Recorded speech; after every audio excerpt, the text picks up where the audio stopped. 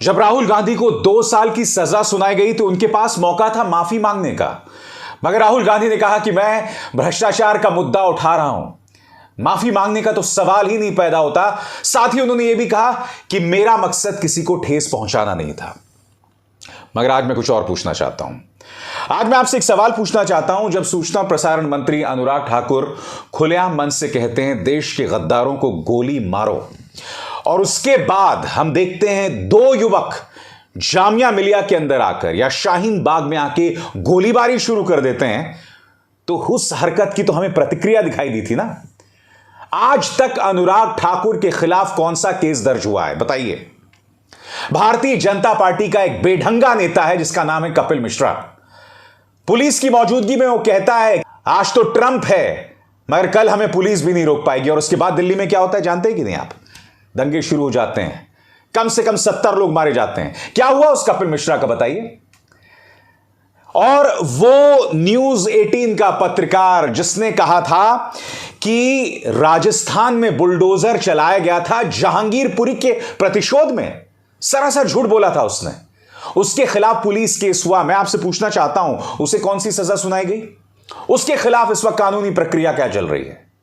या फिर times now का वो एंकर जिसने झूठ बोला था कि जब अलवर में बुलडोजर चलाए गए थे तो एक हिंदू का घर तो गिरा दिया गया, मुसलमान का घर बच गया था, वो भी झूठ था।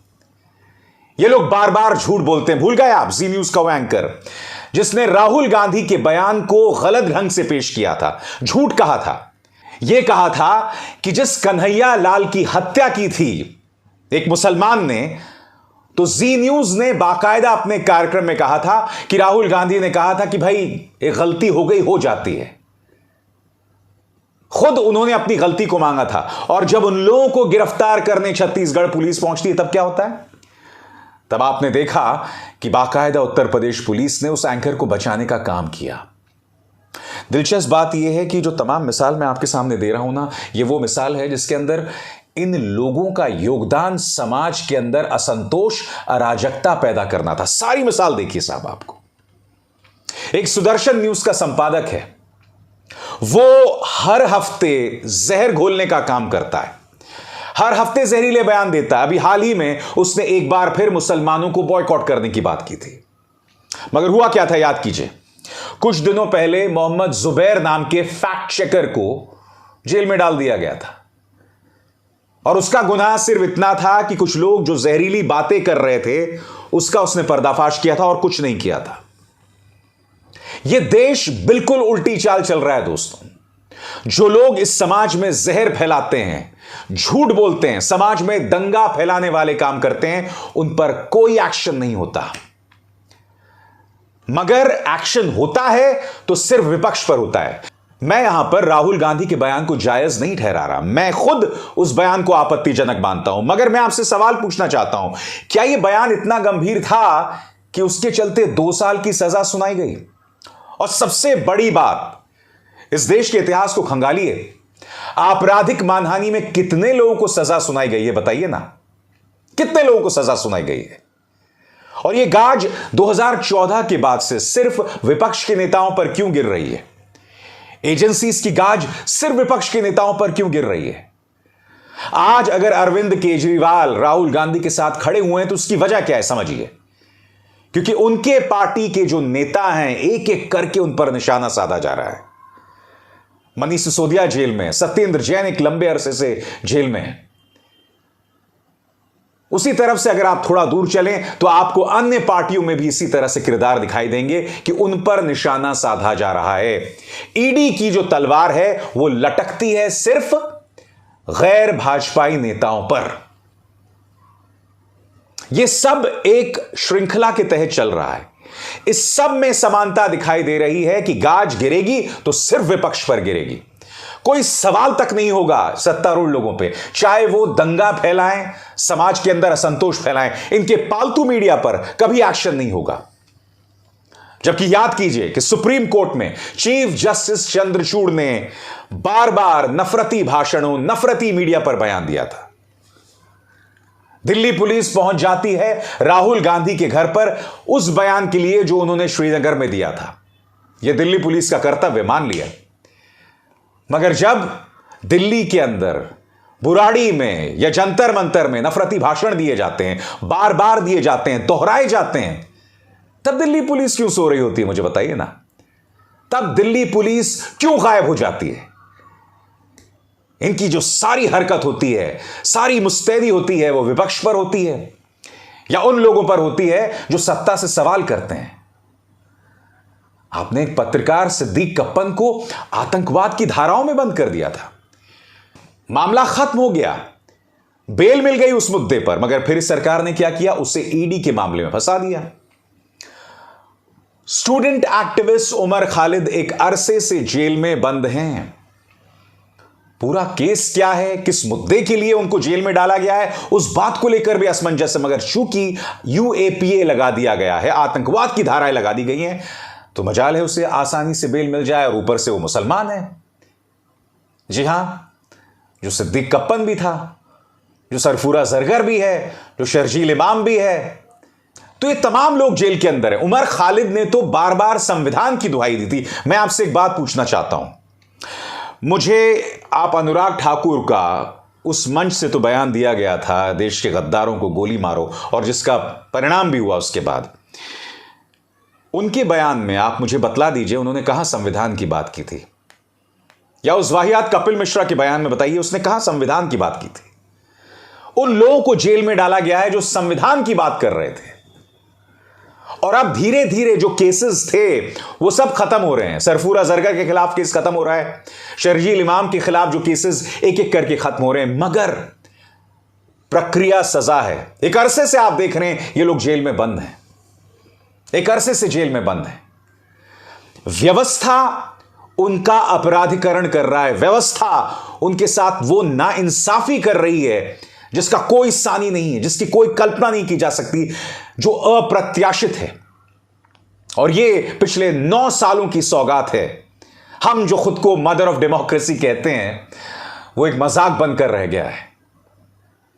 मुझे बतलाइए ना, आजाद भारत के इतिहास में अगर आप उन 2 सालों को छोड़ दें, 1975 से 1977, जब आपातकाल था, इस तरह से विपक्ष के साथ बर्ताव ऐसा कब किया गया है?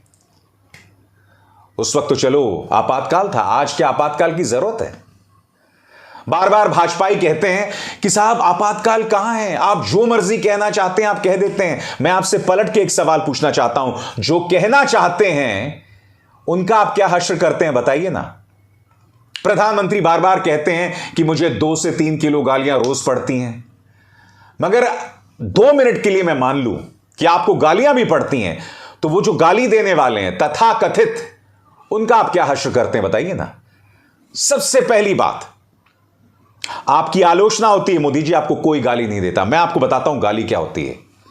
गाली होती है 50 करोड़ की गर्लफ्रेंड, जो आपने कही थी शशि थरूर की स्वर्गीय पत्नी के बारे में, उस वक्त वो जिंदा थी। गाली होती है जब आप कहते हैं जर्सी काऊ सोनिया गांधी के बारे में। गाली तब होती है जब आप कहते हैं कांग्रेस की विधवा। ये हैं आपत्तिजनक बातें। गाली तब होती है जब संसद के अंदर रेणुका चौधरी हंसती हैं और आप कहती हैं कि रामानंद सागर के रामायण की याद आ गई। क्या मुझे आपको बतलाने की जरूरत है कि रामायण में कौन सी महिला अट्टहास करती है, जोर से हंसती है? मां सीता तो नहीं थी। तो आप ही बतलाने की कृपा करें कि आप रेणुका चौधरी की तुलना रामायण के किस पात्र से कर रहे थे?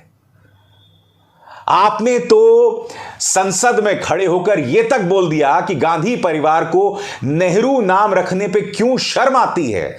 नेहरू के लिए आपके मन में इस कदर कंटेम्प्ट है, इस कदर नफरत है कि आपने नेहरू नाम को शर्म से जोड़ दिया, जो काम आज तक नहीं कर पाया।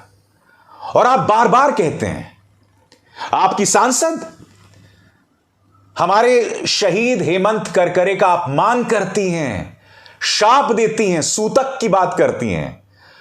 वो नाथुराम गोडसे को अपना हीरो मानती है, और आप खुद न्यूज 24 के एक इंटरव्यू में कहते हैं कि मैं उन्हें दिल से माफ नहीं कर पाऊंगा। तो क्या हुआ उसके बाद? दिल से माफ किया? दिल से माफ करने की बजाय आपने मन की बात कर दी, और उस मन की बात में भी आपने प्रज्ञा सांसद की कोई बात नहीं की। ढेरों मिसाल हैं भारतीय जनता पार्टी के एक नेता, कार्यकर्ता, प्रचार तंत्र के मुखिया, हां वो आपका अमित मालवीय, उस व्यक्ति ने तो अपने ट्विटर हैंडल के जरिए न जाने कितनी बार झूठ बोला है। बाकायदा ट्विटर ने उसके बयानों को झूठ, मैनिपुलेटेड, भ्रामक, ये सब शब्दों से नवाजा है।